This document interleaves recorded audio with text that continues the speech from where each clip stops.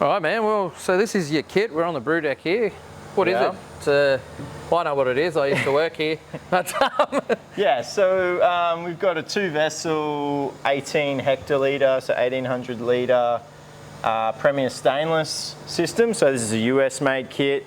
All manual valves, dual pumps, steam jacketed. So it's a beautiful system, really. I guess one of the main sort of unique features of this kit is the mash lauter vessel is oversized, so sort of pretty much it's about 25 hec compared to like the 18 hec boil kettle whirlpool. So that really gives us a lot of scope to brew big beers easily. I guess the flip side challenge of having such a big lauter ton for us is if we want to down volume and brew a smaller volume or something and reduce our brew length, it makes it a challenge. But yeah, it's handy being able to stick best part of a ton of grain in that thing if we need to. So yeah, nice. Have you ever pushed it? Yeah, there was a couple of brews in 2023 where we pretty much got up near that ton mark. Grist. So the chocolate brownie Imperial Pastry Stout was right up there. And Kronos 23 as well. They were pretty similar size grists, those two. I think the brownie was really, I think I'd been at the brewery for maybe 4 or 5 months at that point, so that was sort of the first crack at really pushing this system. See how it sort of goes. I don't know. There's something fun about finding out where your limits are on a system. We definitely at my old gig at Ballistic, we pushed pretty hard.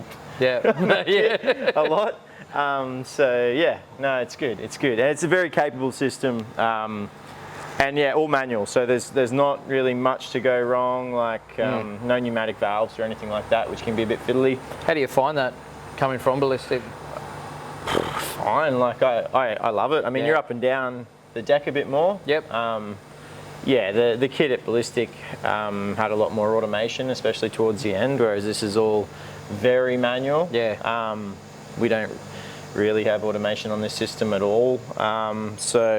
It keeps me honest. I kind of like that, brewing without a lot of automation. I think it's, there's sort of a romance to that, or just a sucker for punishment. I kind of prefer it. We're not a big production facility that's trying to pump out, uber consistency and just brewing 1 or 2 products. Like for us, having a kit like this sort of gives us a bit of flex and makes it a bit easier too to know what you're doing. You can just visually see real quick which valve's open, which one's not. Yeah, the beauty in this kit is in the simplicity. Like if I have a pump go down or something like that, the way the manifold is designed is everything can go everywhere. So it gives you complete fluidity and a bit of a few options for being able to change things up if you have any issues on brew day. So that's pretty handy. What's a trick you've learned? Have you learned something that's like you've gone, fuck yeah, this is great? There's a cool little trick that I've learned since being here on this kit. Yeah. One of my favourites, actually, it's not so much a production trick, but it's in regarding CIP. I think, like, as a sort of side note, like, learning how to CIP on a kit is sort of the way you learn to brew on a kit. And any new brewers in breweries, often they get tasked with CIPing the brew house before they graduate up to being able to actually produce wort on it. So I've kind of, for this kit, I've found that I really like to CIP my heat exchanger whilst I'm CIPing my kettle and utilising the steam jacket on the kettle to be able to heat my hex like right up to upper limit of its temp range, so that I can basically do like a 90 Celsius kind of hot caustic run on my heat exchanger every single week at the end of the week. So I feel really comfortable that I don't have nasties lurking in my hex because it gets nuked every week. And there's such a bacteria trap in breweries, and so many quality issues and cross-contam issues can tie back to something like a heat exchanger. So you could be you could be imparting nasties into your wort before you've even pitched yeast, and a lot of brewers have learnt that the hard way over the years. So I take it pretty seriously. You got your mill over there, so it goes into your mill, your grist case. Yeah. Then comes all the way up and comes across. Yeah. You needed room for the forklift. Yeah. Excuse the mess. Sorry.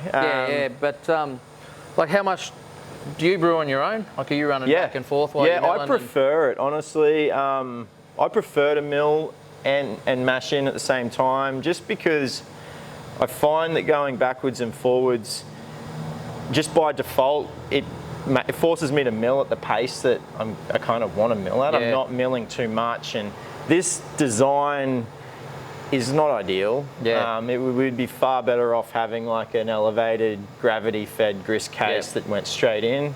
I wish we did, but this is what we've got. And so because it's multi-auger and it's a bit tricky, not running too hard is key. I find I'd rather mill in and have it take 5 or 10 minutes longer. And do it myself and just be across everything.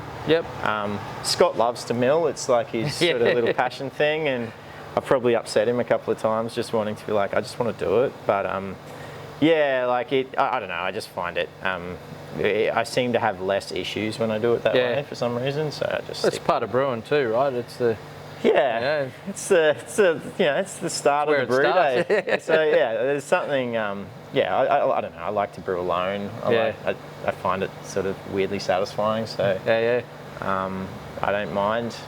But that kind of setup I could milled in the day before and then came in and just started mashing in. Like, you can do that too.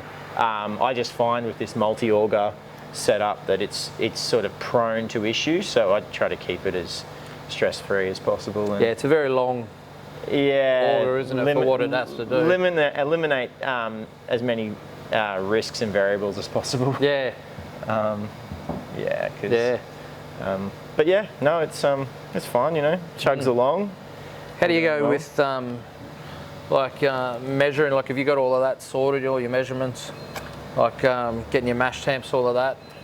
It's pretty hands-on. I don't have a lot of support, like, technologically. My flow meter at the moment is actually down on my mash tons, so that makes life a bit interesting. I have to crunch a few numbers and use sight glasses and things and just kind of do it that way, which isn't ideal, but it's until I get that fixed, which is hopefully early this year. But that said, I mean, it's kind of just like in brewing like that. It's just like brewing on a massive homebrew system in a way. So it's not unfamiliar. But in terms of temps, it's probably more for this kit. I find the jacket on the mash lauder isn't connected to steam, so it's a challenge. Like, you really got to be on top of your temps and strike water and manually adjusting your strike water temps on the fly to hit target mash temps when you're dealing with hundreds of kilos of malt and 1,500 litres of water or something is pretty tricky. And there's no shortcuts, there's no easy ways. You just got to be pedantic. You got to watch it like a hawk. Just get it. And then once you've run 20 odd brews through the system, then you kind of know how it behaves, and then it becomes a little bit. Now I'm not so stressed when I mashed in. Like, early this time last year, I was sweating it because it was all a bit new and foreign. But now I'm pretty good. I'm generally within sort of half a degree of where I want to be. Even just doing it manually. So not such a big deal for limiteds and stuff. With the core, obviously, I try to be like super pedantic about it and get it as dialed in as possible, just for consistency. But And tank space, what have you got tank-wise? Cause when Scotty built this, he put in like a big-ass HLT and CLT. Yes, so this, like, we have a lot of capacity in such a small footprint. Like, it's a blessing and a curse at the same time, because we've got 2 18 hectolitre conical uni tanks, and then we've got the 3 double size vessels, so the 3 36 hec unis. And yeah, as you said, like the oversized, so the 36 hec cold liquor tank and hot liquor tank. So yeah, like heaps of capacity for water and cooling. That's not an issue. We, Scott's installed a really ingenious patent pending. I don't know if it is actually patent pending. I can't back that up. But yeah, so basically like an in-venue air conditioning system that utilises our cold liquor at the end of the week. So yeah, there's some cool little sustainable things inputted into that. We've also got the HLT connected to a massive solar hot water array on the roof. So can achieve sort of 90-degree temps, especially in summer. Especially the last few weeks we've been having. Yeah, straight off the roof. So very efficient, some really nice sustainable kind of workings to the brewery. And yeah, so 5 fermenters, and then we've got 2 brights as well. So we've got a 36 and an 18 just over on that side of the cellar in the bar area. There's also another little 4 hec uni tank that I've just sort of got in the last couple of months, just for little muck around stuff. Yep. You just run it off when you're doing something and and looking to start experimenting with like new product development and things like that. So yeah, like we historically haven't had much of a pilot system, if at all, here at Helios, and it's something for me, like R&D, something I'm really passionate about, and I would dearly love to be brewing, on a small little pilot kit every other week here, and just mucking around. A couple of kegs worth just to see what's going on. Yeah, just to sort of fine tune and create and whatnot.